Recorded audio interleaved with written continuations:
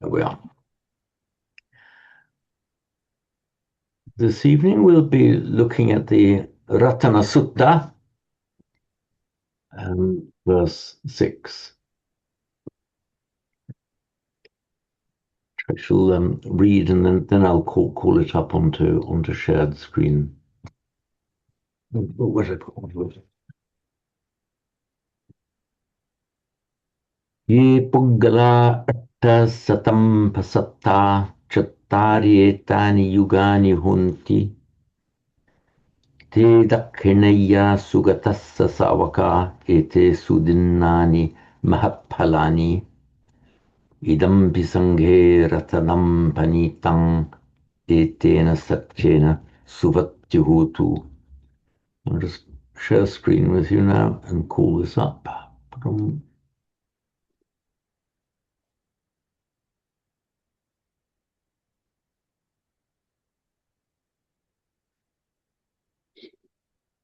When Shane and Simon, were you here on the last occasion when I wasn't able to share screen with the iPad? Yeah, you had an issue with it. Yeah. Yeah. I've since then had a visit from a member of the younger generation, one of my sons, and they've much improved the system. It's much improved. I mean, it's far more complex now than it was, and it takes quite a lot longer to log in. But after several patient attempts, my son finally managed to show me how to do it. But the real miracle was that I managed to do it on my own this evening. So so there you can see the iPad on the shared screen. And I call up the Ratana Sutta, verse 6. Here we are.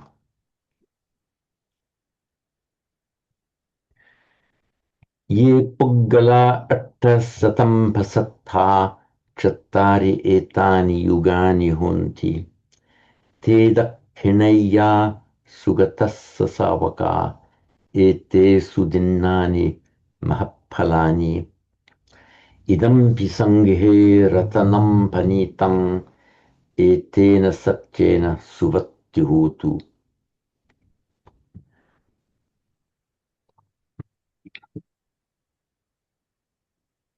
Here we have the relative pronoun, or relative adjective here, and then te, ye te. So ye, who, or those who, and te, they.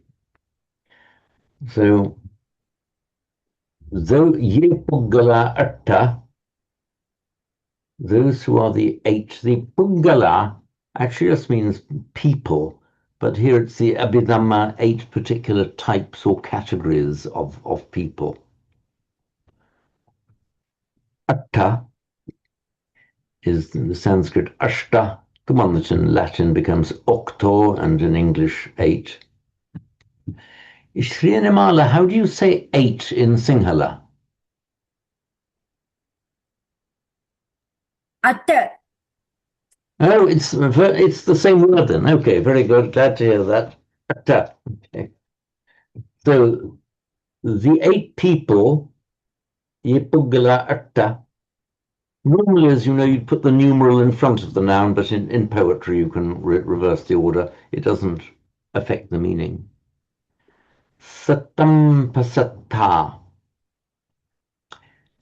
from the Sanskrit prashasta in Sanskrit, pasatta, praise, just praised. In satam, we have a genitive plural. You would have expected the instrumental, praised by the good. In fact, you do sometimes find that where you get praised by somebody, or any kind of past participle done by somebody, a genitive plural can sometimes be used. And here we've got a genitive plural rather than the instrumental plural that we would have expected. Somebody is loved by God, loved of God. You see, we do the same in older English. That line in Lawrence of Arabia, Moses was a prophet and beloved of God. So in older English, we sometimes have this genitive form instead of a by form, loved by God. Chattari etani yugani hunti. Etani, these are the four pairs, the chattari yugani. This yuga, it's from the same root as yoga and with roughly the same meaning. So from the root yuj, meaning to join, you get yoga, which in its basic meaning is joining or union. It is the yoga, the uniting of in Hindu philosophy, the yoga is the practices that you go through for the yoga, the joining or uniting with the separate human soul with the Paramatma, with the oversoul, you might say. And another form of the word derived, as I said, from the same root is yuga, meaning a pair. In fact, in the we see this this occurring all in the Itipiso chant, Supati Panno Bhagavato Savaka Sango. We have the we have these words appearing.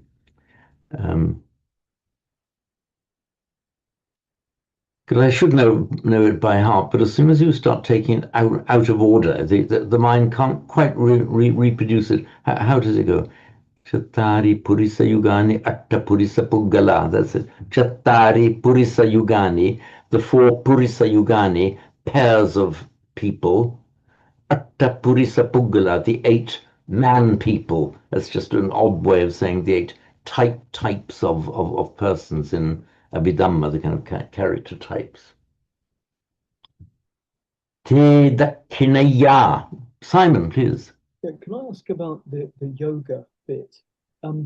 Often in the Samatha groups, people talk about yoga vachara. Is that just a mispronunciation? Is it like yoga vachara? Yeah, tis. Let me just get you. I'll explain that. Um,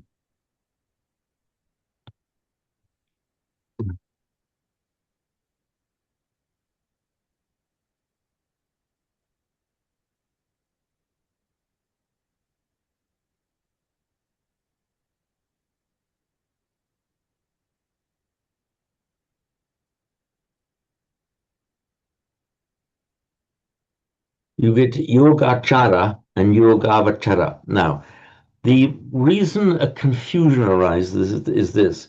From the root char, that's meaning to go or to move, the verbal noun can be formed either with a short a or with a long a. There are several roots that do that. Bhu is one. You have bhava and bhava. And from char, mostly with a prefix, you can get chara or chara. They aren't interchangeable at will. In specific words only. Mostly only one form is allowed. So when you get the word achara,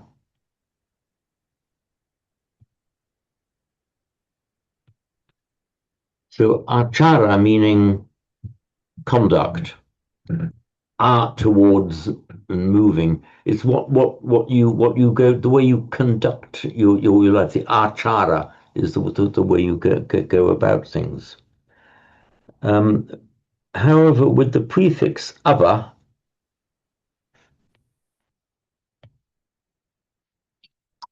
It just so happens that the Pali uses the alternative form of the verbal noun with chara, so of avachara. I mean, people are constantly saying yoga avachara, but that is in fact wrong. Yoga avachara, and the avachara, what you go down into. The original idea was like a den or a lair, something you descend into. It was your home, like a fox's set or a badger's den or whatever. And then it just means that a sphere in which you operate, your home. So the Yogavachara is the literally, I think it's a possessive, one who has yoga as his avachara. So applied to a person, it's one who has yoga as his kind of standard mode of practice. That's where he lives. That's the base out of which he operates. By contrast, yogachara just means the practice of yoga.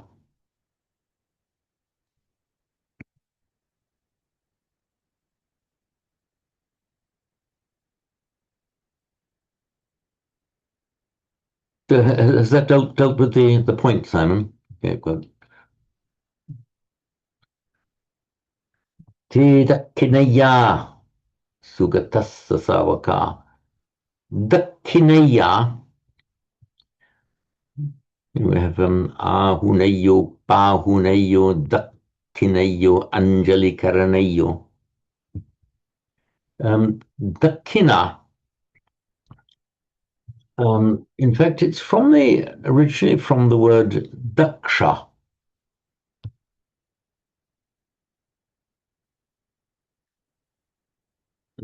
In Sanskrit, daksha.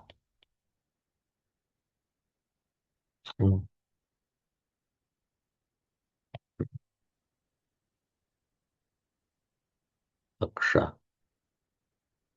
Which the original meaning of that was the right hand. And you recognize it because in Latin we find it as dexter, as in dexterous. It's from the Latin dexter, meaning the right hand.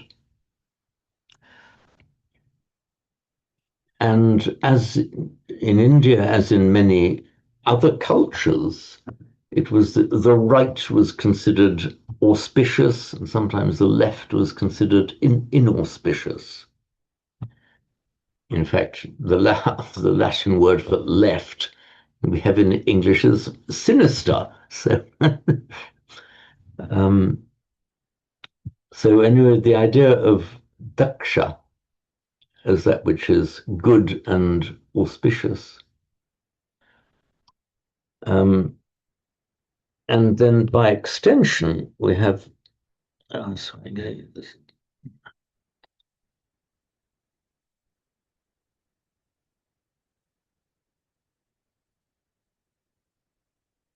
In Sanskrit, dakshina,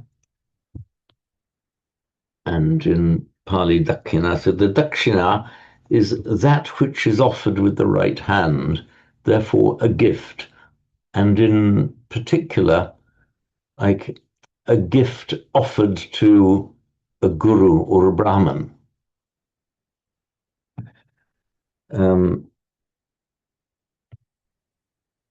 And then in Pali it became dakina. Now, if you then put the suffix aya on it, dakineya, that means giftable, worthy of gifts. And that's what we have in the chant that we do. Ahuneyo, pahuneyo, dakineyo, worthy of gifts. And that's the same dakina that we have here. So dakineya. Simon, yes. That's a future passive participle, presumably. It is.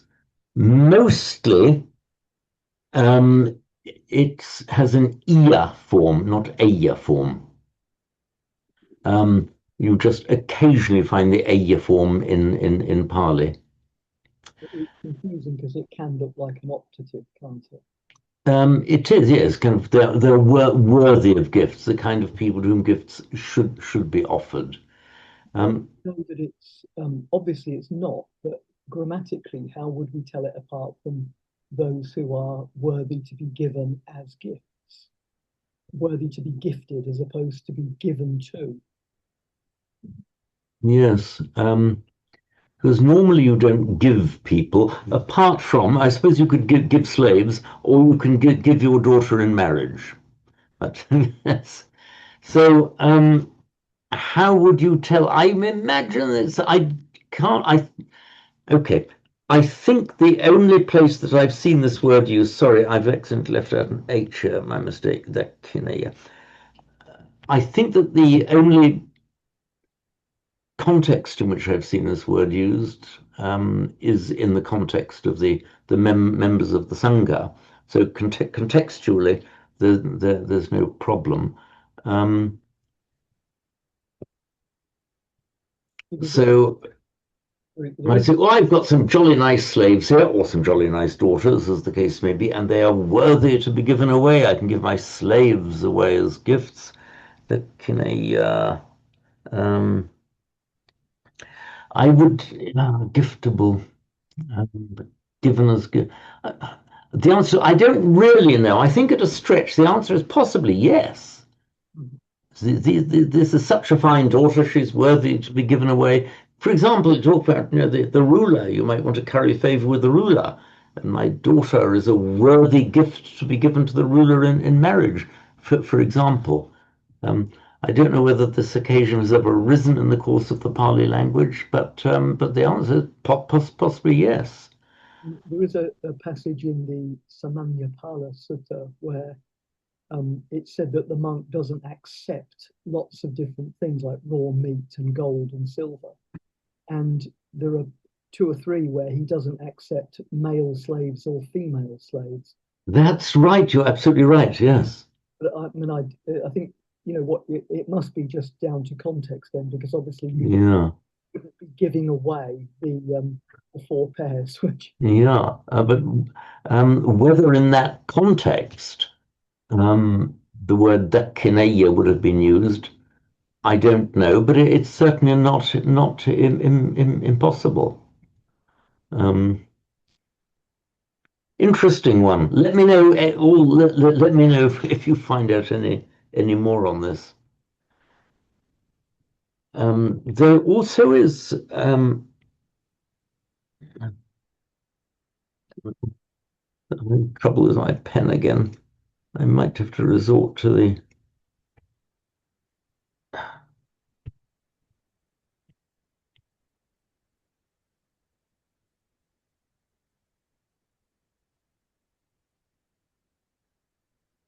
There's the not exactly a ceremony. There's something known as the pradakshina. It means a circumambulation of a shrine or a rupa or a holy place, but keeping your right side to it. And that's the respectful circumambulation of a holy person or shrine or something. Is the pradakshina, going around it with your right hand towards it. In fact, I remember more than once doing the pradakshina of Tiruvannamalai at the ashram of Ramana Maharshi in Tamil Nadu. We used to do it at night because it was cooler then. if ducking or duck, it can mean right, as in right hand. Is it one of those ones that also can mean a direction of the compass, like south? Given that it normally I'm starts. sorry, the sound was coming through a bit blurred there, Simon. Um, if it means the right hand or to the The right, right hand, yes. could it also, is it one of those words that means to the south as a compass point? Oh, it is, yes, yeah. So that you're quite right, because the points of the compass, um, assume, I mean, we're used to our points that come, we're used to north being the top and facing north. But in the Indian reckoning, you start off by facing east, which is where the sun rises from. And if you're facing eastwards, then the south is to your right. And we have the Buddha Mangalagata, is that where all the various Buddhas, Ananda and Rahulan, are located at the points of the compass. Dakine, who's Dakine? Dakine Picha. I forget who, but yes, that is correct. So it means south. And those of you who are familiar with the Indian geography, so the word that came to be written in English as the Deccan, the southern Indian plateau, in English known as the Deccan, is exactly that.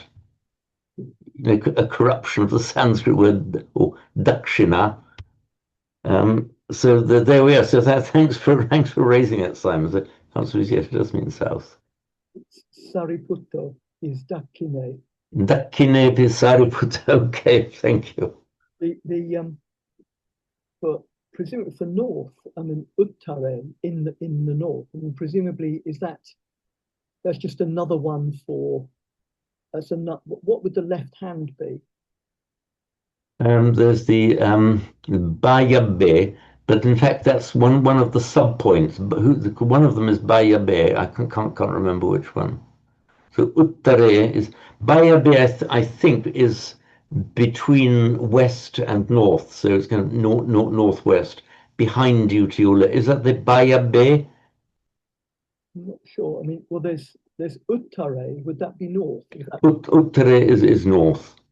But that's not the left hand. That's a different term for. No, it's not. It's not. It's the kind of outer, or for they just talk about it as the. In fact, etymologically the same as our English word outer.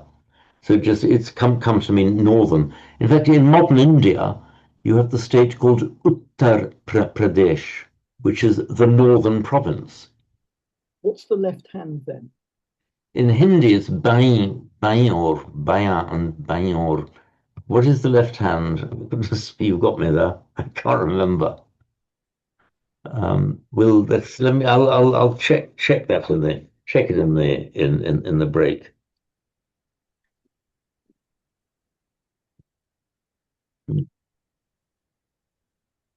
And some of you will, in that chant, which I think you have in front of you there, Simon, one of them is Isane, meaning which is the northeast.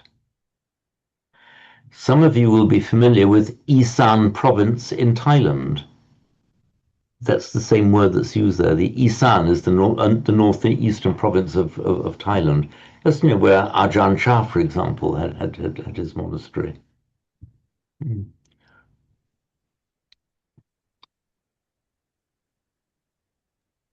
And so in Sinhala, right hand is Dakuna, left hand is Vamata. I'm sorry, say again? In the right hand we call Dakunuata. Dakuna. Dakuna. Right. Yeah, Dakuna. Ah, so it's the same as the Pali, but you have an U instead of an E. Dakina in Pali, Dakuna. Dakshina is, yeah. Okay, all the same, but for one vowel. Uttara is not. Uttara is not. Oh, exactly the same as the Sanskrit and Pali then. Yeah. Okay, good. So what word do you use in Sinhala for the left, as in the left hand? Something on your left hand side. Left hand side we say Vamata. Vamata. Vamata. Vamata. Ah, okay, Vamata. Yeah. There's the bag in modern Hindi. Left is Bayang, so the Bayor. Okay. Bayang. So, and in the chant, can you check again? Is it the northwest is Bayabe? What is it? Bayabe. Okay. So this Ba is the ba, or in va, it's become in singular, is that root meaning left. I'll check more Yeah. about that.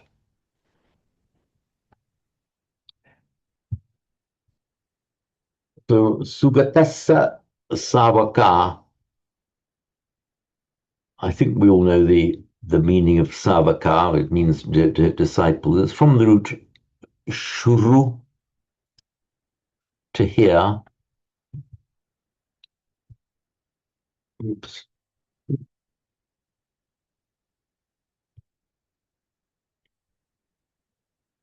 And with the vriddhi, the lengthening, the strengthening of the vowel.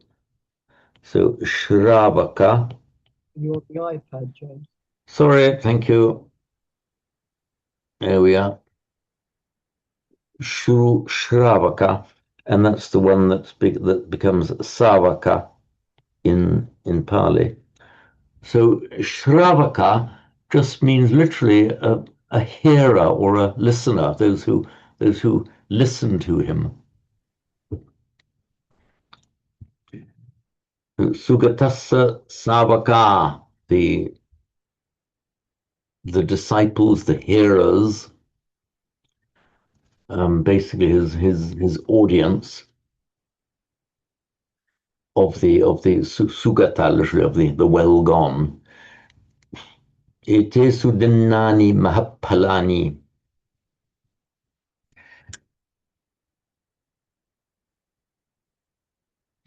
So dinna, we all know dinna, because the second precept begins with the opposite. So it's an irregular past participle. So we have the root da. In fact, there are two past participles. One is datta, and the other is dinna.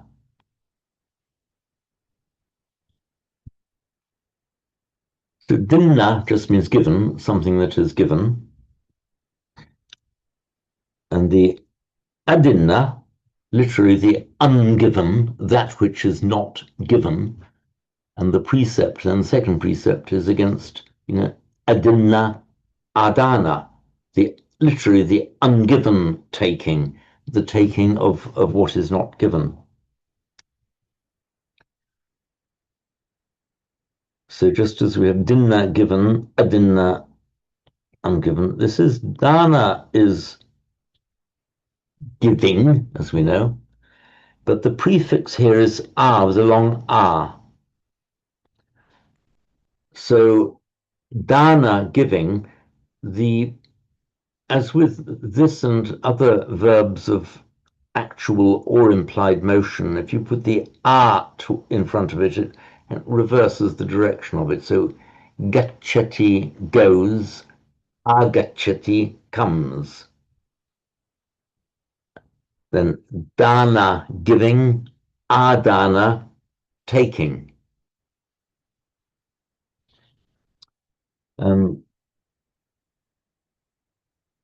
We also have, now we're on the precepts, we can have some plus a plus da. So ada, take, adiami, I take. Samadhyami is the adhyami, I take, with the prefix sam in front of it. There's something panatipata veramani sikkapadam samadhyami. So it means I take upon myself, I take into myself, not just adhyami I take, but samadhyami.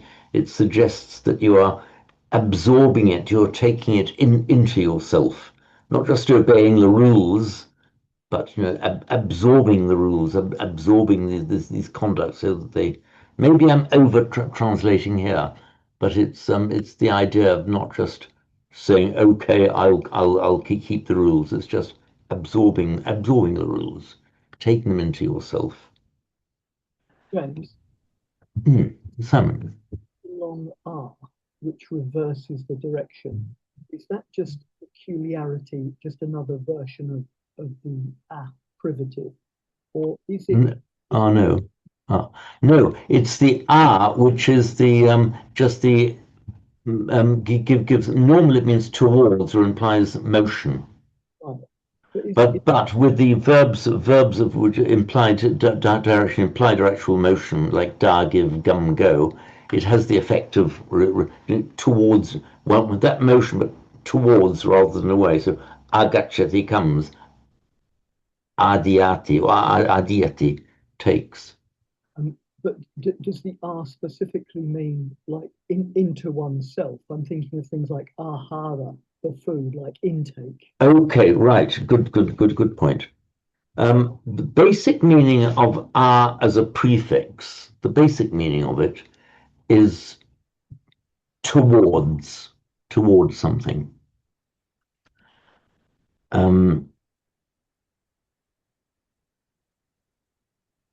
So the word that you've chosen, the ahara, which coincidentally actually was when we were discussing a meditation group this morning, things that feed the mind either with nutrition or with poison. So how we can have our ahara, which is our ordinary physical food, but also ahara as the other influences that we absorb into ourselves, not physically, but mentally and morally. So ahara, you could actually very literally translate as your intake, something you take into you. So intake is quite a good word to use here because you can have an intake of physical food and drink, or you can have an intake of whatever influences that you choose to expose yourself to. Anything from the from the suttas of the Buddha down to outright trash. So you choose what ahara, most often, hopefully always choose, but the question of it's all ahara. It all goes into to feed you one way or the other. But it's just specifically, in fact, it has the same meaning as the Latin prefix ad, meaning towards. And it might be likely to be etymologically related to it.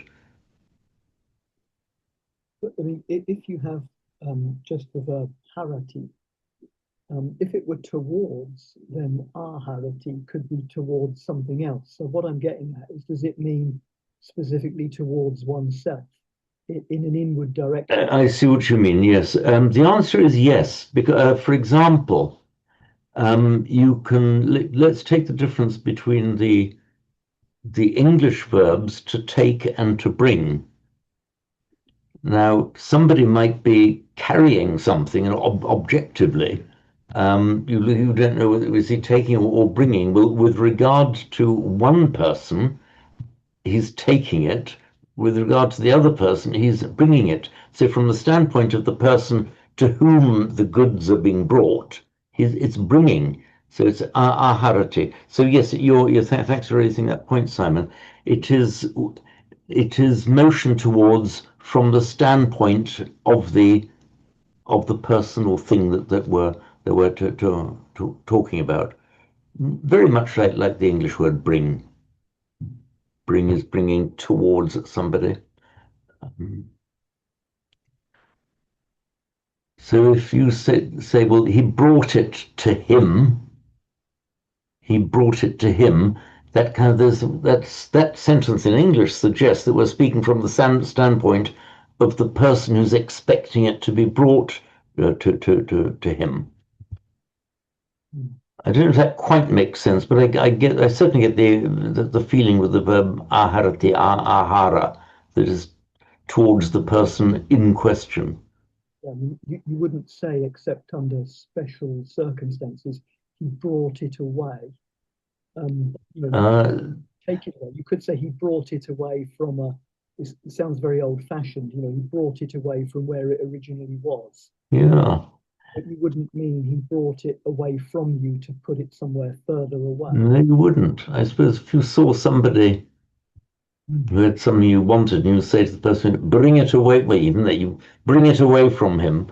It would be slightly odd English, but you would understand what's meant. Bring it away from him means take it away from him and bring it to me. So so that's where inherent in the verb itself in English, bring has that meaning. So here it's from dinna, given. This is the neuter plural form, dimnani, things given, and therefore gifts. You could talk about danani or dinnani. But I'm not quite sure, is danani used in the plural? Certainly dinnani is. But anyway, etesu dinnani, things given to them, mahapalani.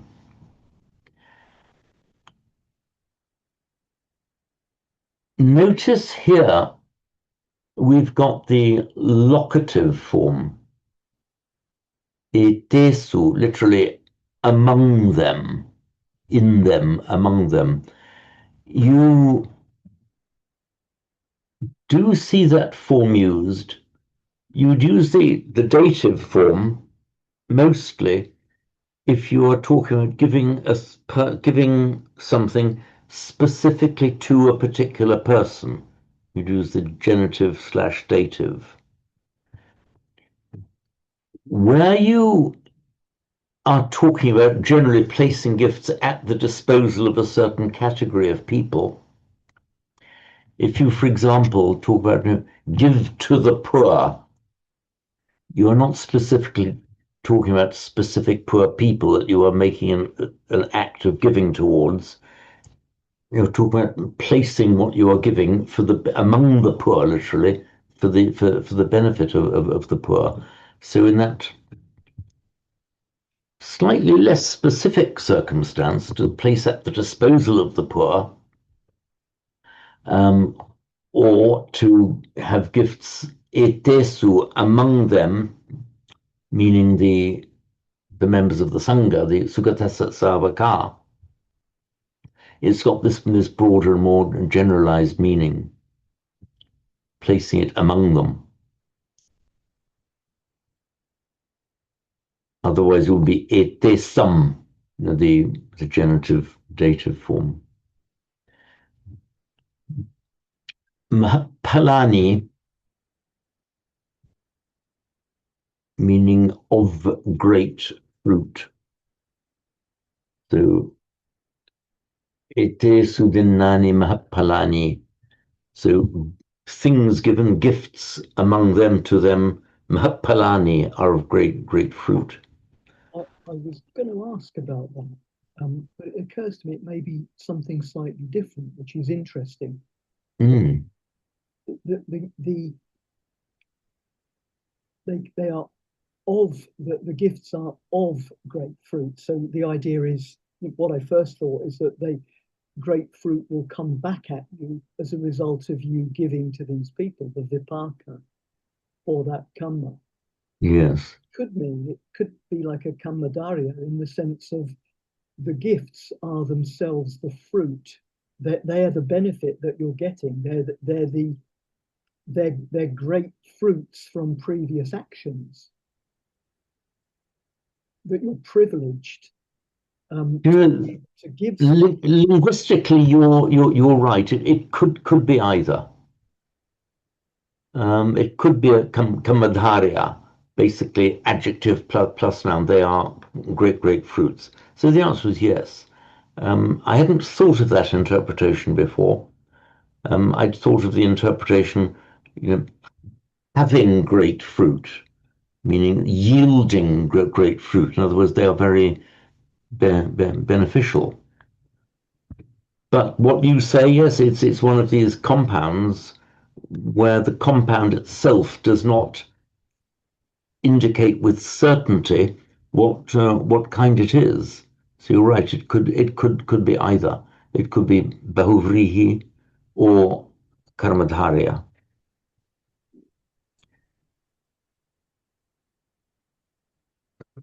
The form Mahapalani is slightly odd.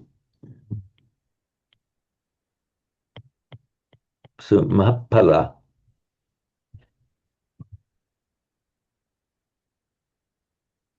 Because in Sanskrit, the word fruit is pala.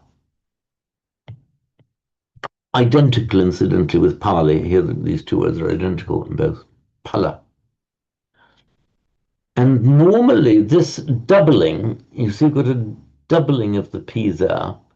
Normally that occurs in a Pali compound or a Pali word only when it's justified in the Sanskrit. In other words, if it was a consonant cluster in Sanskrit. If, for example, it were a prala or something, you'd expect to see mahapala. Here, there is no etymological justification for the doubling of the p. It's just something that occasionally Pali likes to do. In Sanskrit, mahapalam would be just a wrong form. In Sanskrit, it would have to be mahapala,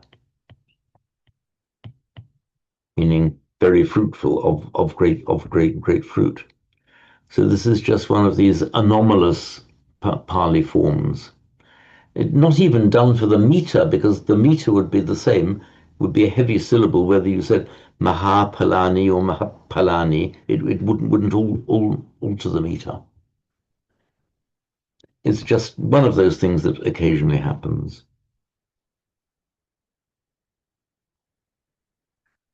So idam pisanghe ratanam panitang. This too is an exquisite jewel within the Sangha. I mean, it's one of the values that the Sangha has. Etena satyena suvattihutu. And that's the refrain from each of the verses. May there be well-being by this truth. Do you use the word pala in Sinhala, Srinimala? What's Sinhala for fruit?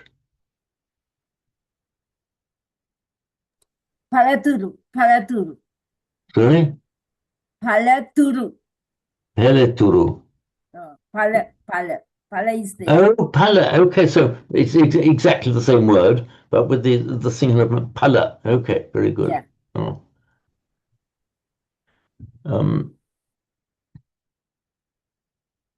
So I'll just read it once more, and then we'll just have a recitation of it. So, ye puggala atta satam pasatta chattari etani yugani hunti te dakhinaya sugatassa savaka ete sudinnani mahapalani idam pisanghe ratanam panitang etena satchena suvatti hotu.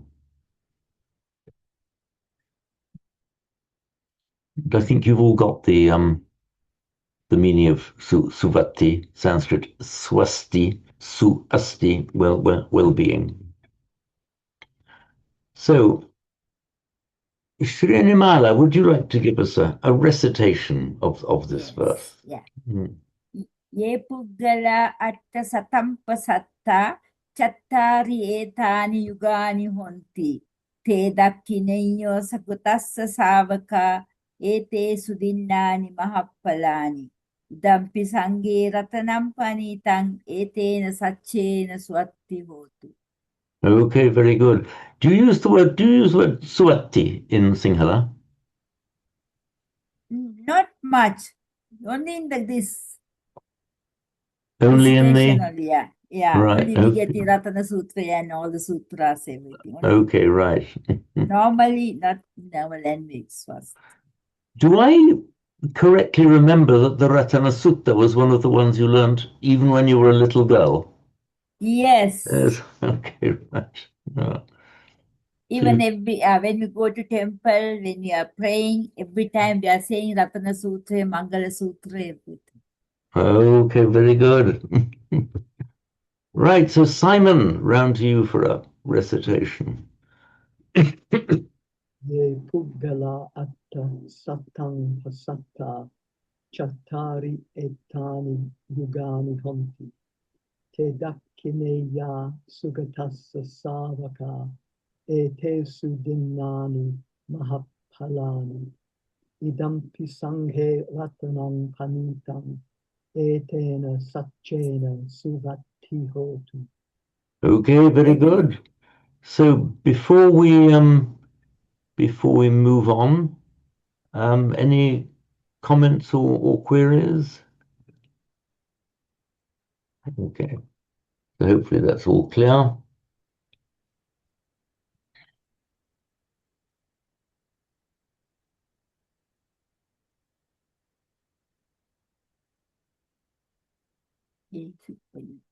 So, ye suppayutta manasa dalhena nikkamino gotamasa samhi te pattipatta amatang vigaiha labdha mudha nibbuting bunjamana idampi sanghe ratanang panitam etena satchena subattihotu. So there's those who are supayutta, pro-yoked, getting down to it. This is from our root, again, root yuj.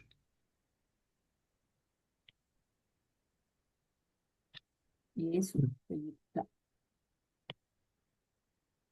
So pen's going funny. Yuj plus ta. Of course, you can't have that in Sanskrit, so it becomes yukta.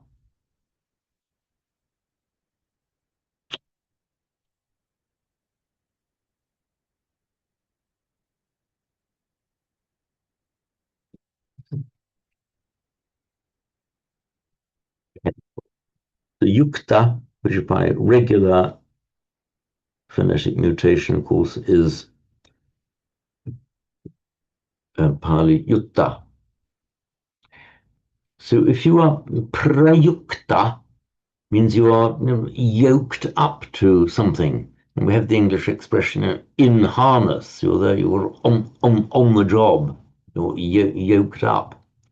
In fact, also you can, there's a slight double meaning. Is some the verbal noun in Sanskrit is prayoga, and you can either do it to yourself in the sense of getting on with the job, being in harness, or you can put a thing to use. In fact, in modern Hindi, the word prayog karna just means to use something, to put something to use.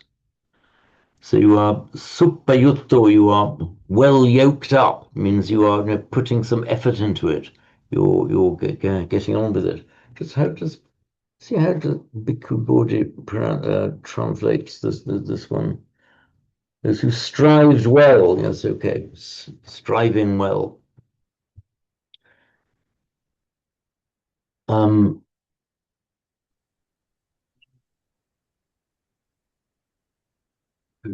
Simon. With the idea of yoga, isn't there? Can it also mean effort? In the sense that I can't remember, is it like it can either be we did a verse from Dhammapada or something. Yoga Kema. Yes. Yeah, that's it. Yes, that's the one. Is so the answer is yes. It can mean effort as well. Which in this line it would sit quite nicely, wouldn't it? Because it's those people who are, not just yoked as in the sense of joined, but are making an intensified path.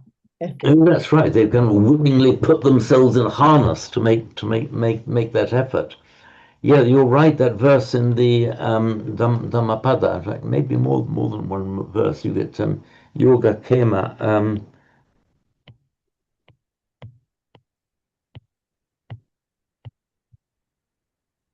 In fact, it's the same, and it's kshema in Sanskrit. And we have it in the Karanya Metta, Sukhinova Kemino Huntu, Sabbe Satta Bhavantu Sukhitatta.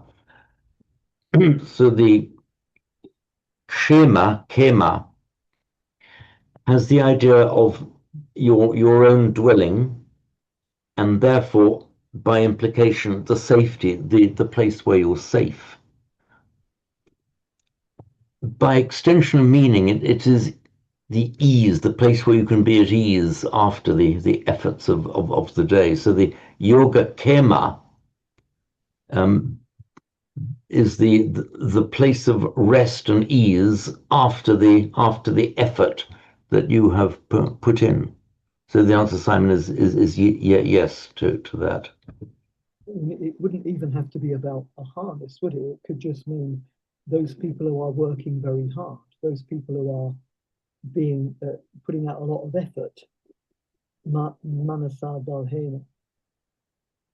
Yes, maybe I was started off by over literally interpreting the imagery there, because the original, the most basic idea of the imagery is the kind of the yoking of the oxen, and that kind of underlies a lot of the extensions. So the Supayutta and the Yoga Kema has the kind of an undercurrent from the most ancient usages, the undercurrent of being in harness and put to work, striving to work with either the yoke of the oxen, or in terms of horses, harness on you. So it's not necessarily in harness, but I have a feeling I detect that ancient imagery behind it all. Given that it could be either, could something like yoga vachara therefore just mean those whose domain or home or their practice is striving hard, as opposed to joining with anything?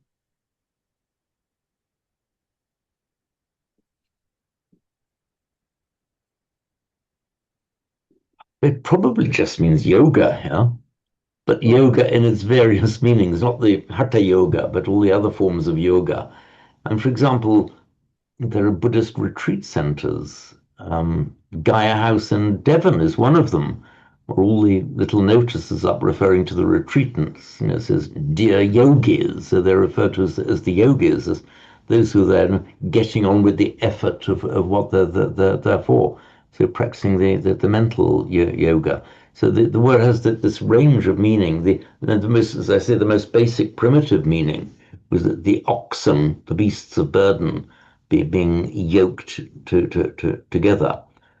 And then in fact, it's cognate. The word yunjati is cognate with the Latin jungere, from which we get our English word via French, to join. So to yoke and to join. Don't on the surface look at it, but they are both etymologically the same word. And then it is the joining of the lower self to the higher self in Hindu philosophy, and then effort generally. I'm just thinking with yoga vachara, that some Theravadins would say, what are you joining to what? You're talking about substances. And if you treat it just as effort, it's just those who are happy or those who's doing effort, the ones who really put in the graft, as opposed to the slack monks who just adopt the lifestyle. So exactly so. Clearly in the phrase yogavachara, it's yoga in the sense of the effort that you're putting in. Which is, I think, is how yoga, I mean, mostly in modern colloquial English, people think of it as hatha yoga, and the physical yoga. But looking at it more of a Buddhist sense, it's all forms of conscious effort in order to improve yourself, whether physically, mentally, spiritually, and it's all kind of a yoga, the effort you put into it. That's why I think yoga has been such a useful importation into English, because that's all. Most people commonly would think of it as physical yoga, it has among Buddhist practitioners the same kind of wider sense that it has in Sanskrit and Pali. So I never came across a school teacher who said, boy, put a bit more yoga into your work, but maybe that day will come. Maybe that day will come. So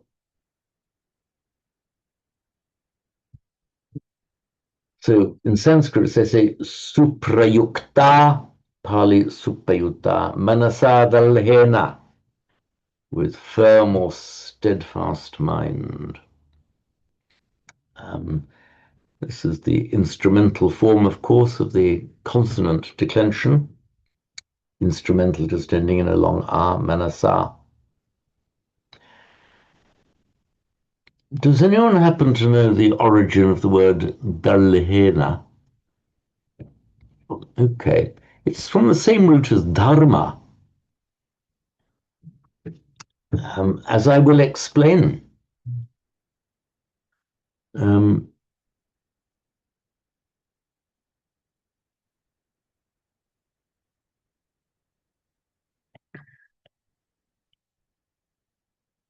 so the root is dri.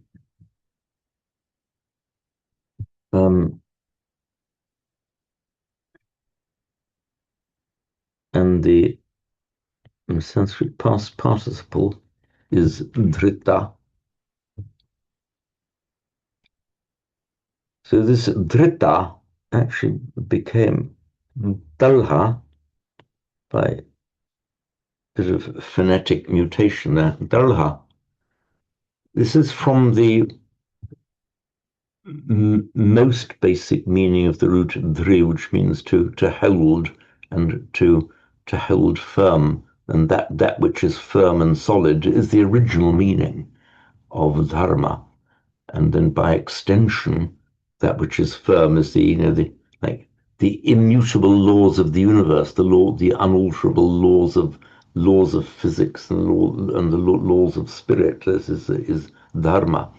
So past participle drita in Sanskrit mutated to dalha in Pali with that original meaning of firmness. So manasar dalhena mean with a firm mind, unshakable mind, steadfast in its purpose.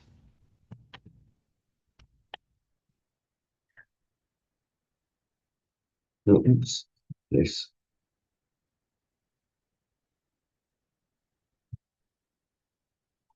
Okay, we're just on 8 o'clock now.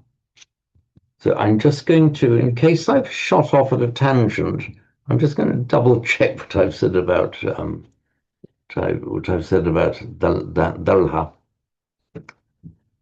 Anyway, so we'll see each other again in 15 minutes then at 8:15 UK time. Okay, see you then. Mm. So in the break, I double checked the point I was giving you about Dalha. I was very slightly off beam, but not too far off. In fact, there's another root in Sanskrit, dri, which is like an alternative form. And in very, very ancient times, dri and dri were probably the same root. They differentiated and they became two separate roots by the time of Panini. But dri has almost the same meaning. It means to fasten or to make something firm. So the basic root meaning of dri is in dharma is to hold, to be firm, and the dri means to wait, to make firm, and dri then makes in Sanskrit the past participle dridha. You do sometimes find that in roots ending in an H, mu is one, it makes its past participle, okay, by adding ta. So far, so good. But then what frequently happens is the H and the T merge into a subdotted D. So, for instance, the moha, delusion, lobha dosa moha, the past participle of that actually is mudha. So the past participle of dr is dridha. So it's from dr plus ta. So to go from dr ta to dridha is actually regular within Sanskrit. And then dridha, you often find that where you get the subdotted D in Sanskrit, there da between vowels, and also at the same place to da, the aspirated form. If it's between vowels, it often becomes a l in Pali. So dridha becomes, by regular mutation, dalha in Pali.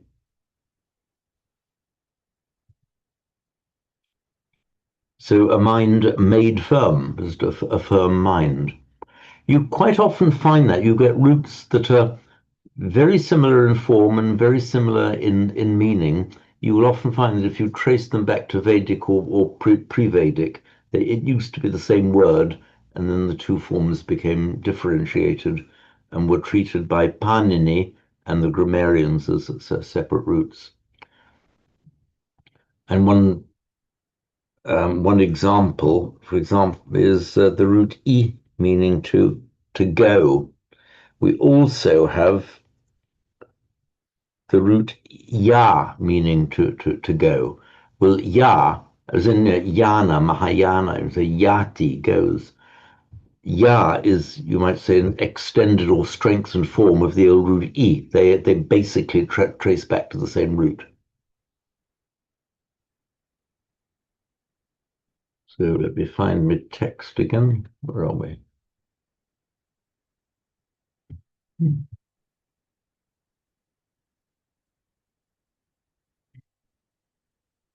Oops.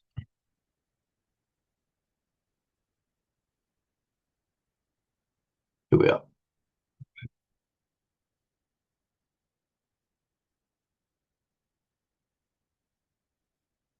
So, ye suppayutta, which we've just been discussing, manasa dalhena, with firm mind, steadfast mind. Nikkamino, Gotama Sasalamhi. So Nikkamin,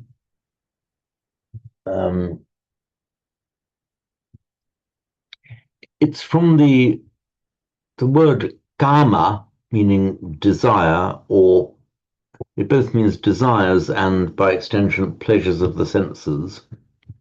It's the same kama as in kamesu michachara veramani sikapadam samadhyami. It's the same kama. If you are nikkama, it means you are either nikkama or nikkamin, but you can have both. It means without karma, without desire. Simon. Yeah, this one really bothered me, and the next line as well, because I read that as especially following about striving and yutta and so on, as nikkama, as in striving or working to step, as in nikram. Ah, yes, that I can well see how that could have thrown you. And in the next line, I was wondering why ladha mudha, why the deluded end up with nibutti. Mudha Yeah. does not mean delude. Actually, oddly enough, as I'll explain in a moment, it does come from the root mu, meaning to be deluded. Well, I'll explain that in a second when we come to it. But here, yes, this is nothing to do with. It's not from kram, which wouldn't here it just wouldn't make sense. But in fact, it's it would be nishkama in Sanskrit, which you'd expect to see nikkama with an H in Pali, but this is just a slight anomaly. Just means without kama, without sense desires. So with steadfast mind, nikkamino, again, the O here is the nominative masculine plural of the consonantal declension. So yogi would be yogino. In Sanskrit, it's yoginaha with an A subdotted H, and the aha, as we know in Sanskrit, almost always becomes O in Pali. So nikkamino, the desireless, Gautama Sasanamhi, in the Gautama teaching, in the teaching of Gautama. Sasana, iPad again. Sasana is from the Sanskrit root shas, not to be confused with shas. This is shas. Shas means to cut. Shas means to teach. So shas,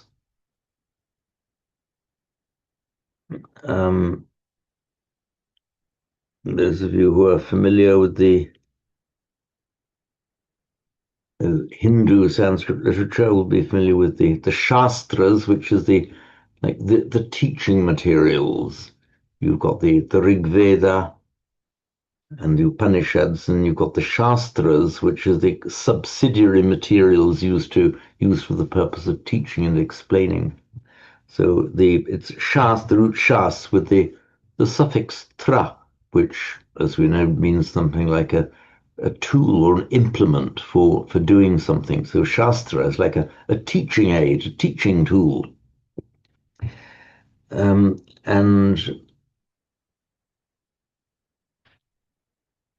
a teacher is a Shasta in Sanskrit. That's the stem form, Shastri, and the accusative Shastaram. So Shasta becomes by regular phonetic mutation Satta in Pali. Deva Manusanam Satta, or Satta Deva Manusanam, which we have in the Itipiso chant. Purisadamma Sarati Satta Deva Manusanam, the Satta, the teacher of gods and men. So the verbal noun then is Shasana, regularly formed, of which the Pali, as we would expect, is Sasana.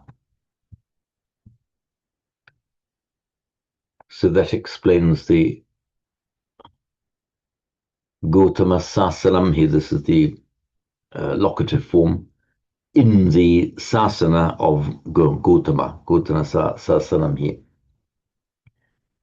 Te patta amatang vigaiha ladha mudha nibbuting bunjamana.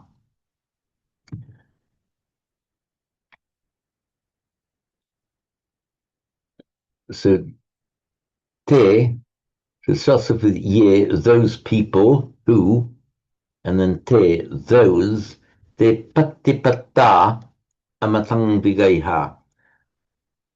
Vigaiha is a Sanskrit root gah, meaning to plunge into. It would be vigahya in Sanskrit, vigaiha in Pali. So plunging into the deathless, like taking a dive. Patipatta, they have obtained the attainment. How does Vikubodhi put it? To have reached attainment, yes. I'll just explain patipatta. We have got the root up, meaning to get or to obtain. It's actually cognate with two Latin words. One is apex, which we have as apex, the summit, that which is to be obtained or reached in Latin, and also opulent, opus, the if you are opulent, opulence, the wealth, things that you like to get. But this root ap is mostly construed or used with the prefix pra. So you get pra plus ap. The prefix pra here doesn't seem to add anything, save possibly some hint of the the motion, the effort required to get something. So something which is got or obtained it forms its past participle regularly. So prapta becomes prapta. James, you're on the iPad. When did I thank you, Simon? When did I leave off? Did you get sasana on the iPad? You did, yeah. Okay, sorry, then all we've missed is the up. Okay. So the up, root up, prap, and then prapta. Now, prapta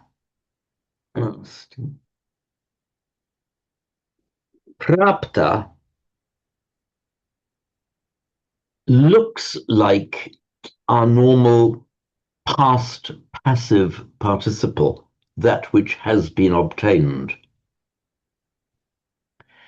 And indeed, that is one of its meanings.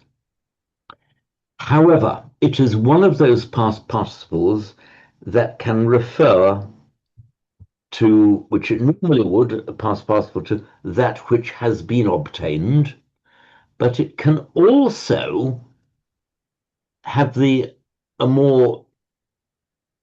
meaning of the person who has done the obtaining. So this is one of those past participles which has those meanings, and also the next one, labdha, is the same kind of thing. It basically means that which has been got to a person who has got it. So just bear in mind there are some past participles that can refer both to the thing that has been done and the person who has done it. There aren't very many like that, but these are two in the same line. So the verbal noun prapti, regularly formed, means just obtaining, the act of getting something. And that just so we could say attainment. Prapti, by regular phonetic mutation, becomes patti. Prapti, patti. That's normal mutation between Sanskrit and Pali. Now, if you now use the verbal noun followed by the past participle, so prapti prapta, which gives us in Pali patti patta, the second patta has the meaning of the person who has done it. So the patti patta, the attainment attained, means the person who has achieved, who has made that attainment. It refers to the person who has done it. They have attained the attainment. They are attainment attainers.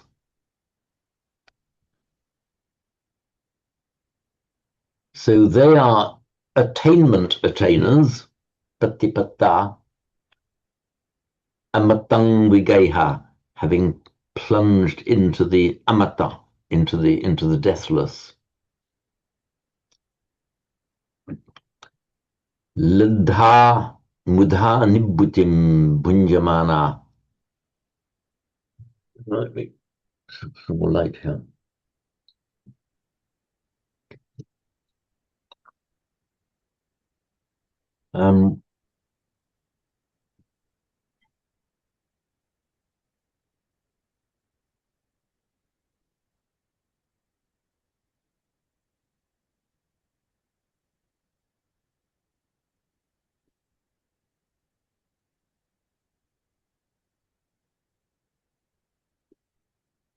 So the Nibbutti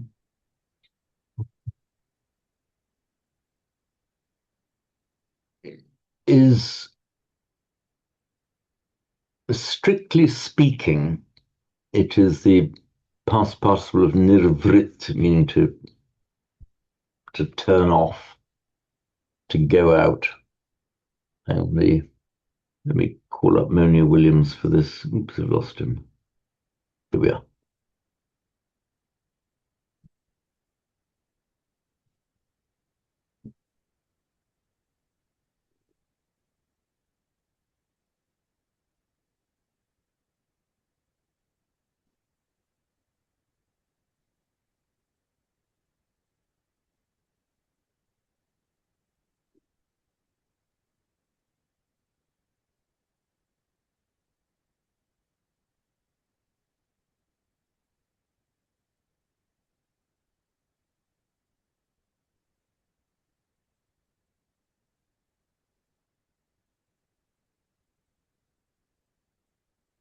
So let me just call up Moni Williams here.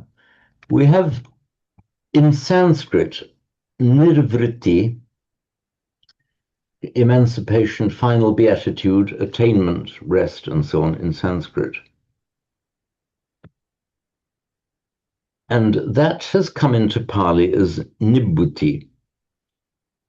However, by popular misconception that occurred long, long ago and is now deeply entrenched in Pali thinking and grammar, Nibbutti is often treated as an alternative verbal noun of nibbana. In fact, linguistically it's not, but it has been interpreted to have that meaning. So we can, and you can see how, because of the close semantic alliance, purely coincidental. So there's a close semantic link between two words, very similar in form, and so we can see how in popular speech they've become merged into one.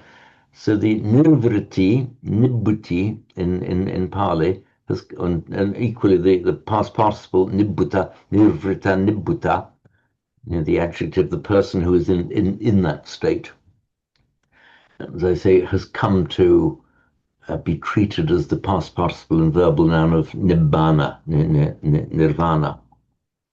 Simon. Is the vritti the same as vattati? So originally to turn. No, it's not.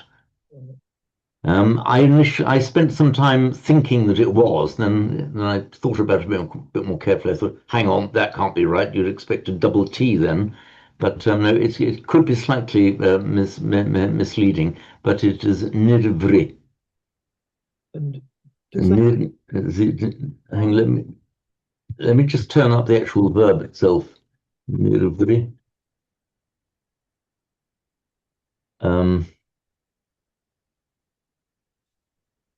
So you find it only in very rarely used in form. It means to find satisfaction. The original meaning might mean something like to block off, therefore the blocking off of desire or unhappiness. But you don't see it used much as a verb, only in a negated absolutive and the anirvritya. Does it come through to Pali in any other words at all? As far as I know, only in the noun and adjective forms nibbuti, nibbuta. I could be wrong about that. I'd need to check. But as far as I'm aware, those are the only forms that we see. So nibbuti can mean just complete satisfaction or an alternative form of nibbana. Now, mudha, identical in form in Sanskrit and Pali, and this was the one that you were that you thought was to do with delusion, moha. You aren't so far off being there, Simon, because in this looking at Monia Williams Sanskrit again, mudha rather, an indeclinable and adverbial form, but he gives it as being from the root muh, our moha word, and he glosses it in vain or uselessly and to no purpose. So if you're doing something in a deluded kind of way, you're doing it in vain, and then falsely and wrongly. So that's the meaning in Sanskrit. But in Pali, it has come to mean, let me just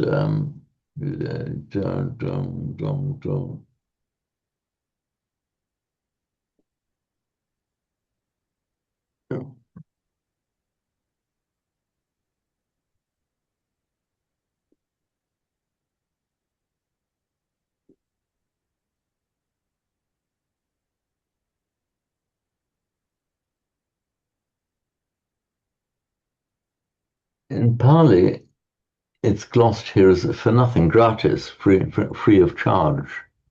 So it's shifted, it's kept exactly the same form from Sanskrit, but it's shifted its meaning.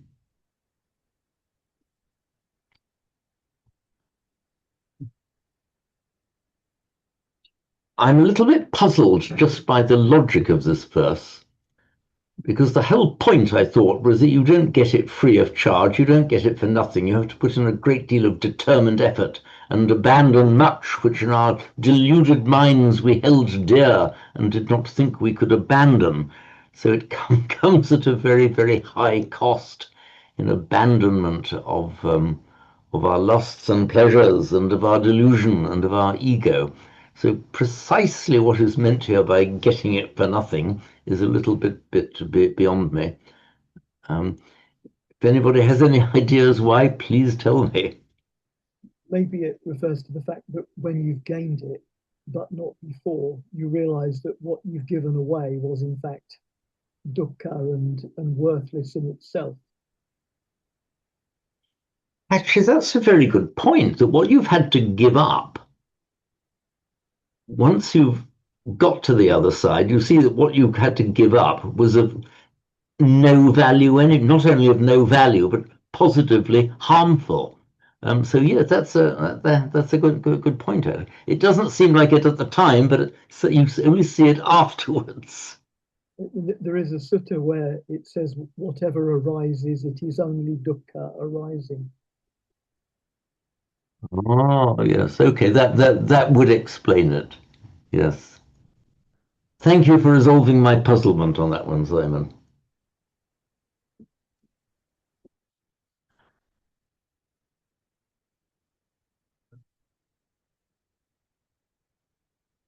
This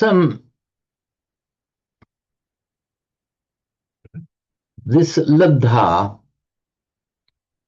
as I was explaining with patta, Sanskrit prapta, it can mean both that which is obtained, that which has been obtained, and also the person who has obtained. It can mean both.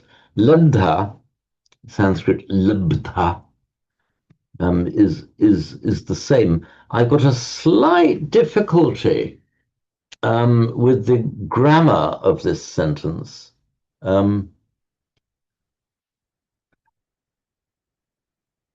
Bhikkhu Bodhi has translated it as enjoying perfect peace, obtained free of charge. And obtained there is this translation of labdha. Well, that can't quite go, because if it's the Nibbutī translated as perfect peace, fine, I'm with him there. But you'd have to have labdham, you'd have to have it in the accusative in the same case, if it meant perfect peace, the perfect peace obtained free of charge. You have to say, Nibbutim labdham buddha, obtained free of charge. So this, I I can't read that as a past participle, an adjective qualifying nibbuti, because they aren't in the same case. So labdha, I interpret to mean it has the same kind of meaning as patta. So patta labdha would have broadly the same kind of meaning. Prapta labdha has about the same meaning. They've got, obtained, achieved. So labdha mudha nibbutam, those who have obtained perfect peace free of charge. Now, where does bhunjamana come in? Enjoying. Unless they're both in apposition to each other, because bhunjamana clearly is the plural, enjoying. So does it mean obtaining and enjoy, those who have obtained and are enjoying perfect peace? It's slightly, the construction here, I'm just slightly nervous that I've got it exactly right. As I say, the way that Bhikkhu Bodhi has translated it, enjoying perfect peace obtained free of charge, peace obtained. So obtained there is an adjective qualifying peace. Would have to be the accusative if Bhikkhu Bodhi is right. But these little mysteries, they don't occur too often. We just have to accept them as they come. I think the one I have least difficulty is to treat Labdha and Bhunjamana as both of them referring to the people who have got and are enjoying, would be my interpretation of it.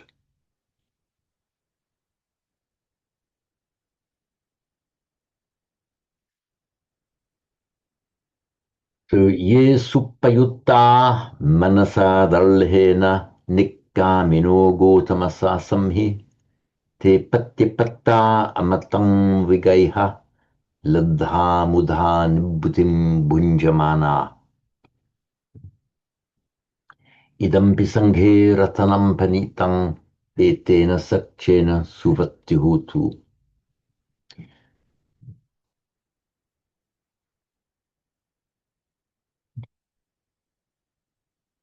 So this bhunjamana, have I done a note on it? Yeah, the active participle of bhuj, to enjoy. It makes its verbal noun is in bhoga, meaning in enjoyment, rather same way that roots ending in a j often make their verbal noun with a g, as in yuj, yoga, bhuj, bhoga. So bhoga means in enjoyment. And you've got in Tibetan Buddhism, for example, Mahayana Buddhism, the Sambhogakaya, the literally the enjoyment body. You've got the Dharmakaya, Nirmanakaya, Sambhogakaya. Note that there is another root, a homonymous root, also bhuj, meaning to bend. But that's just coincidental. Incidentally, the other root, bhuj, meaning to bend, is the same as where we get the English word bow. The elbow, for example, is the arm bend from that same bhuj. So the form mana, bhunjamana,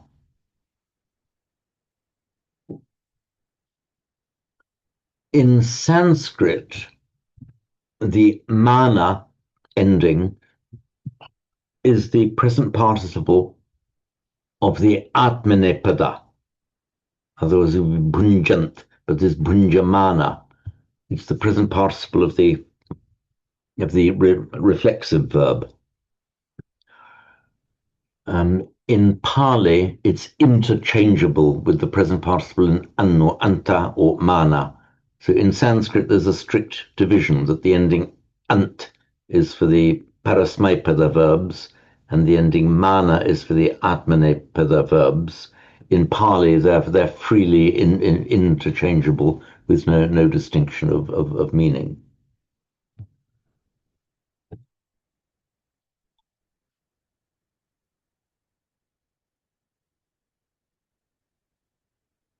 So, do we have any comments or queries arising out of this verse?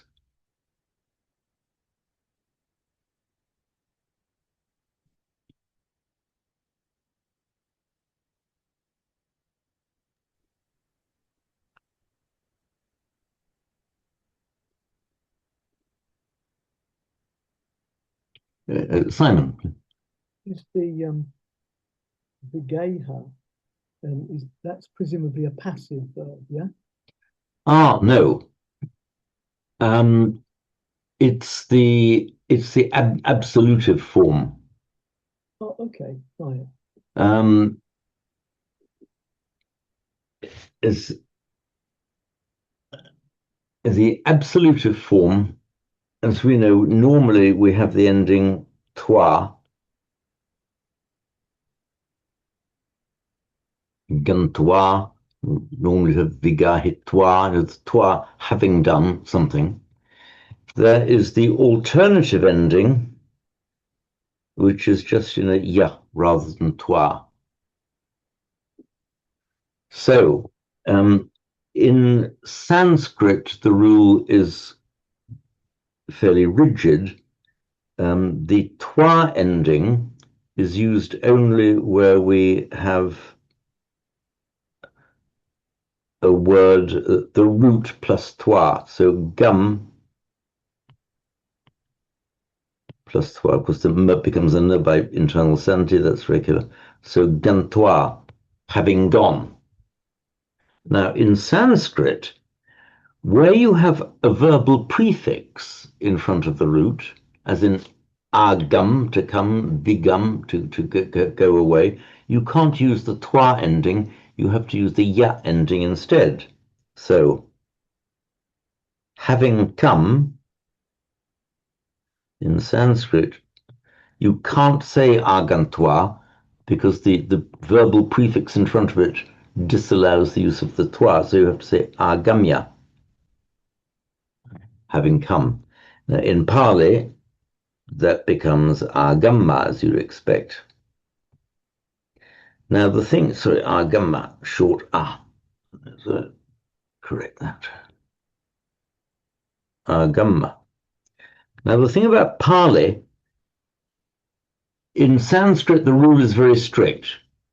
If there's a verbal prefix in front of the root, you can't use toi. In Pali, you can use either. So in Pali, you can say agamma or agantwa. You can use either indiscriminately in Pali. So Pali allows the use of both. So we got the viga, to plunge into something.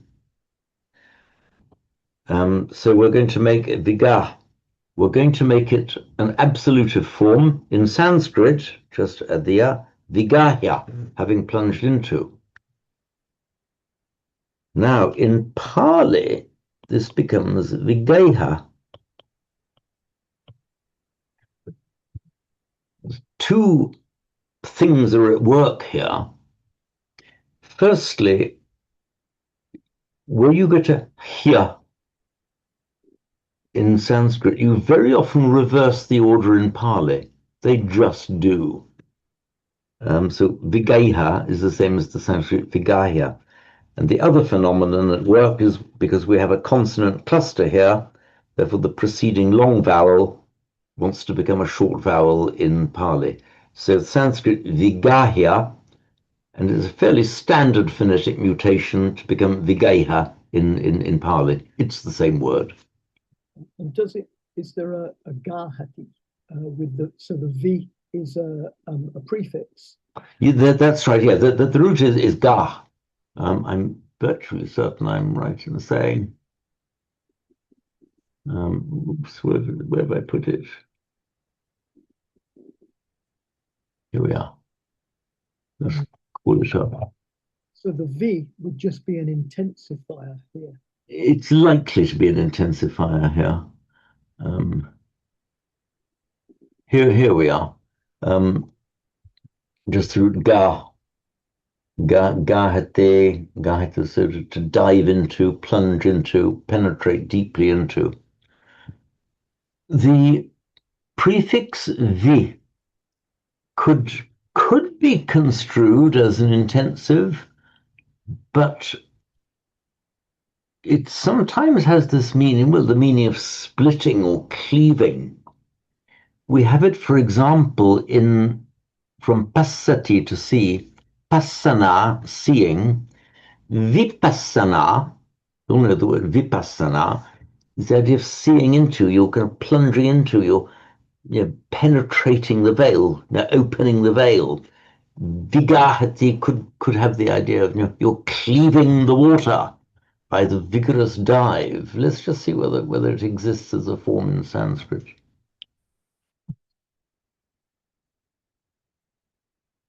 Yeah, so too.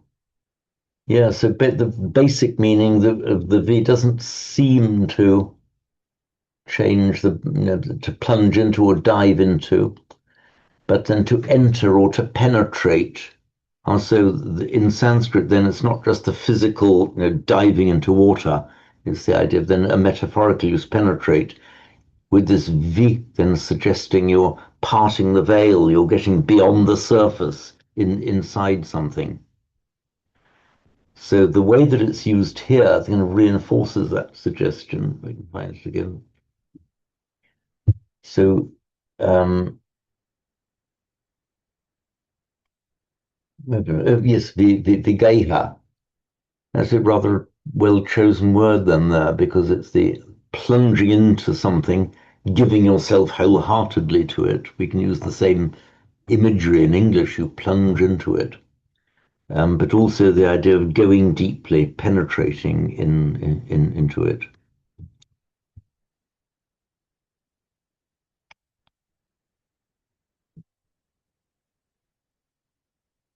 So, Shriyanimala, would you like to give us a recitation in your wonderful Sinhala way?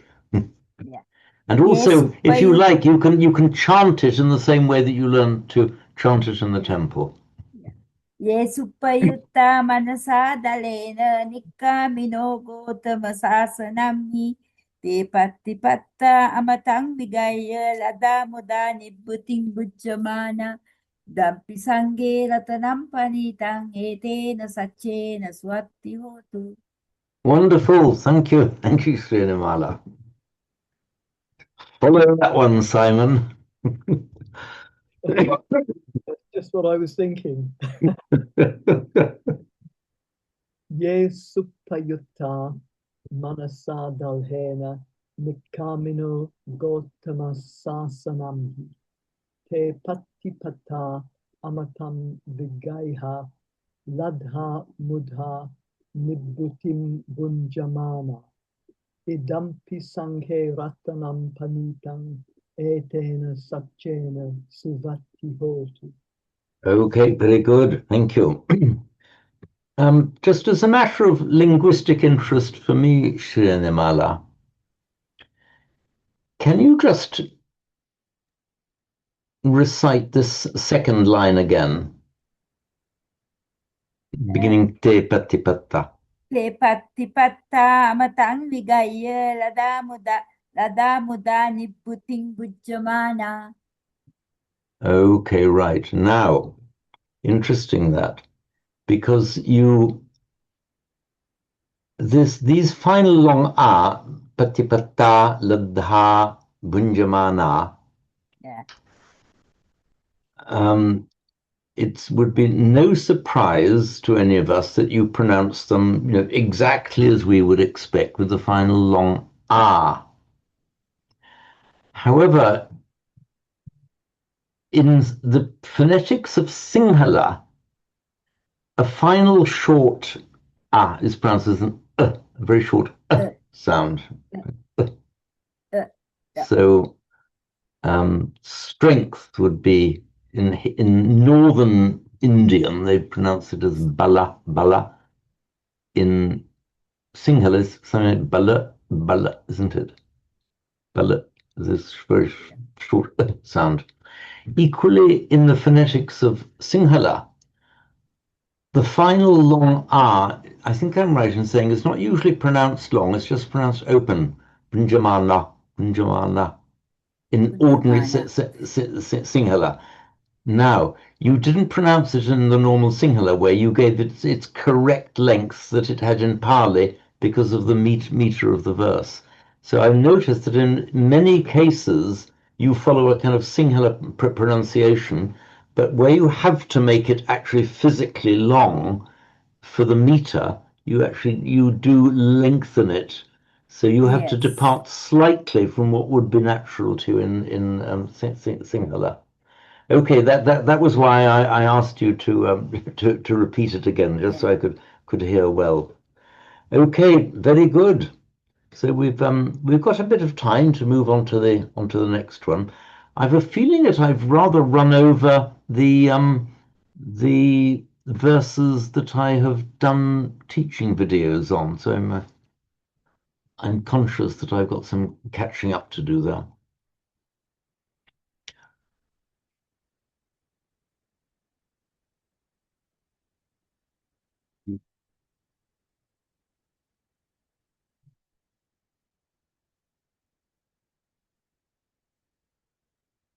Yatindakilo patavissito sia chatubhivatehi assampakampiyo tathupamang sappurisang vadami yo ariyasacchani avecchapassati idampi sanghe ratanang panitam etena saccena suvattihutu. Well, let me just call up the. There we are.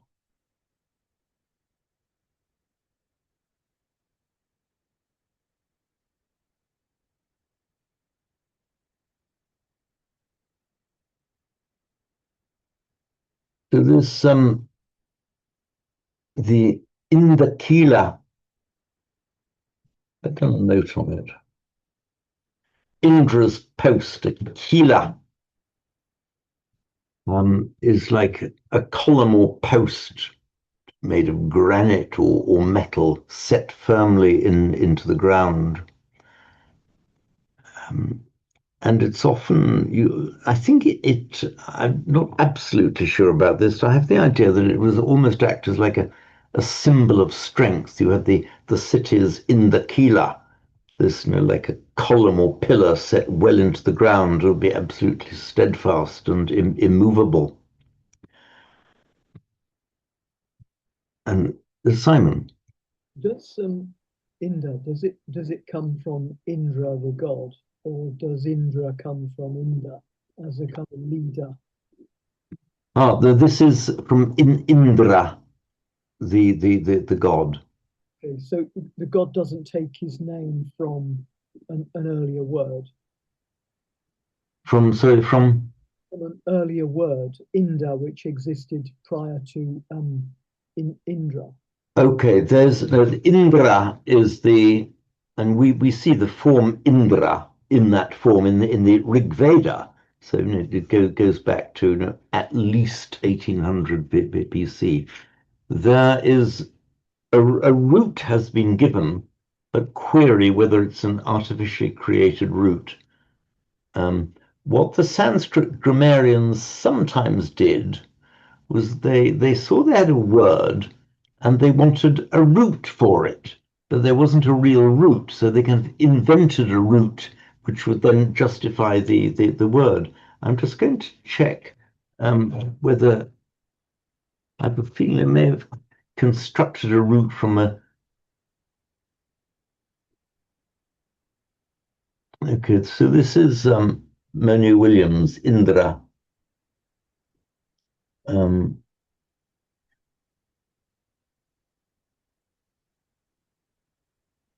Okay, so Manu Williams says probably from ind, meaning to drop, and connected with indu.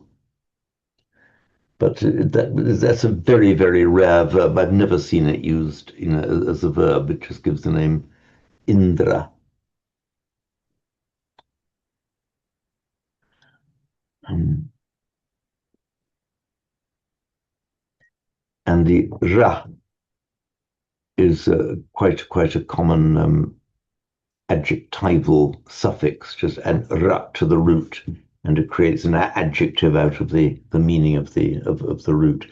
Incidentally, we've got our in Pali, the Indriyani is the senses.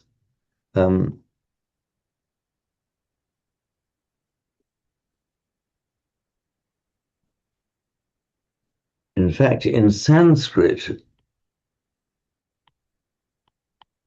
there's no eyes in Indriya.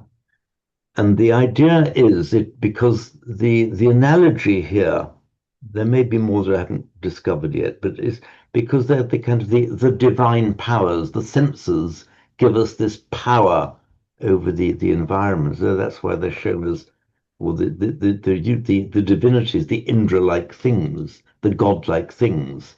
So the idea being that the senses give us godlike powers. And in Pali, you would have expected it to become Indiani or something like that, dropping the R. But this is the only word that I know of in Pali where we get this consonant cluster from Sanskrit left untouched, left as it is in Pali. Indra. Maybe because it's reasonably easy to pronounce. You'd have expected it by normal phonetic mutation in Pali to become something like Inda, Indiani. But there it is. It's one of those rare cases where the consonant clusters has survived in Pali. You also have a similar word, a similar phenomenon in bruhi, meaning say, from the root brew. Again, you'd have expected the R to have dropped out in Pali, but this is one of those rare words where it has retained its original Sanskrit form. Here, however, we see in the Kila now more Palified, made to look more like a Pali word by dropping the R. So the Indra, the Indra, the post of Indra, the mighty strong post of Indra. So yata Indra patavisito, resting in the earth. Siya would be asampakampio, unshakable. It's from the root kamp, meaning to shake. Prakampati, to shake through, and sampayam, the sum meaning probably an intensive, completed, give it a good shake. If something, by the way, is unshakable, it is akampa, unshakable. It also means to tremble. And if you tremble at the grief of others, the bodhisattva, who will tremble in pain seeing the pain of others, that is anukampati. And we all know, you know this word, this anukampati. It means, it's like trembling along with, trembling in sympathy with, or in harmony or in vibration with the sufferings of others. So these are the various ramifications of our root kamp.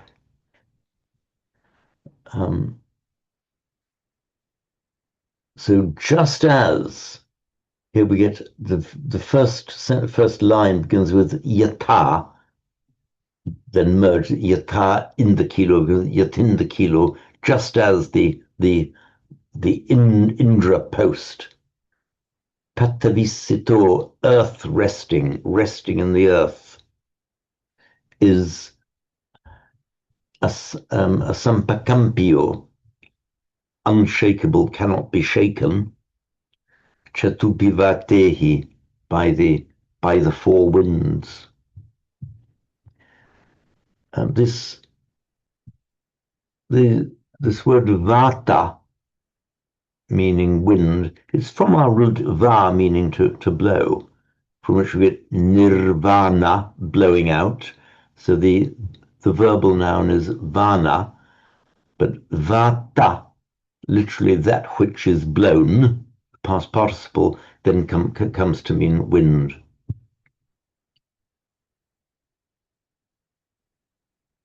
So just as the Indakila, Tattvisito, resting in the earth, Siya Asampakampio, is unshakable by the four winds.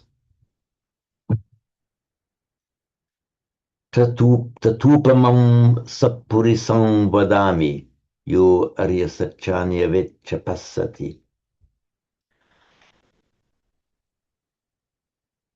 So vadami, so tata, in that same way, thus in that same way, vadami, I say, I hold, I proclaim, upamam sappurisam, I declare as an example, as a likeness, that good person, you who, aveccha, having understood, Arya Sachani Passati, sees the noble truths. And the Bhikkhu Bodhi says, as a gatepost planted in the ground would be unshakable by the four winds. Similarly, I speak of the good person who, having experienced them, that's the noble truths, sees the noble truths. So aveccha, understood, and passati, sees, are broadly the same meaning. How have I put it here? Having experienced as well, so aveccha, literally kind of undergone, to come in to experience something or to understand it.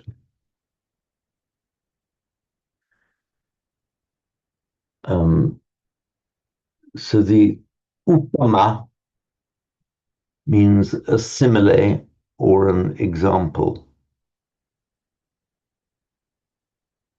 There's the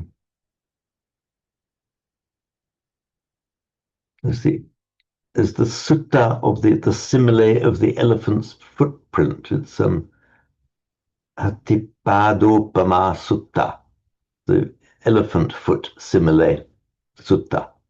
So the upama is a simile, a likeness. There's some sitto. It's from the Sanskrit root Shri. Let me give you iPad again.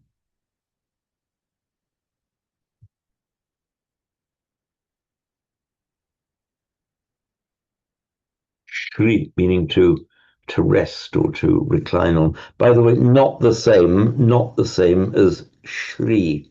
Shri with a long E is glory, light and glory. It's the same as in Sri Lanka. It's that, the long E. This is Shri, just meaning to rest or to lie down. So if it's Shri, reclining in, or here, resting in. Curiously enough, it's cognate.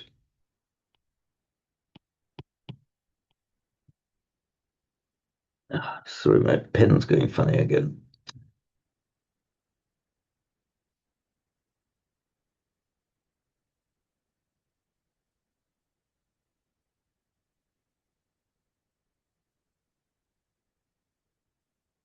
So recline, incline, clinic. So this kli or klin, we very often find that a sh in Sanskrit turns up as a k in Latin and Greek. And of course, the r often changes into a l. They are, etymologically, that they are virtually interchangeable sounds. So the shri in Sanskrit, shrita, which just becomes in Pali sitta, it is etymologically, means originally meant to lean or to rest on something. And in Greek, you get the klinos, something you rest on or lie on, meaning a bed, which is why in modern English, the clinic is a place that has beds for the sick. So that's so the recline and clinic come from that same root. The Vedic root shri as well is of common origin. Recline, to lie back, rest back. Patavi, call it up the text again.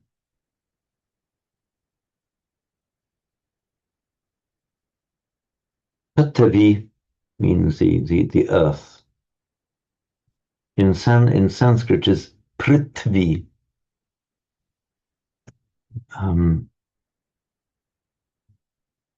The prithvi from the adjective, it's the feminine form of the adjective prithu, meaning broad, and the Sanskrit prithu and the English word broad are of a common origin and the same meaning. So the prithvi is the broad, meaning the great expanse of the earth.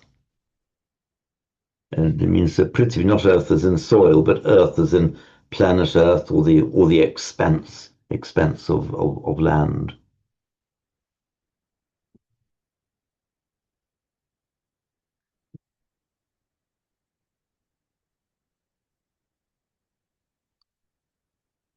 So we've come to 9:15, so we shall just finish off this verse in our next session. So what we can do now is just end share. Oops, stop share. So we will chant the blessing and go our ways then. Unless there were any particular questions that you needed to ask. Okay, and any that arise, of course, next time.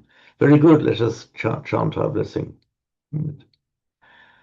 Bhavatu sabba mangalang rakhantu sabba devata sabba buddhanubhavena sada suti bhavantu te.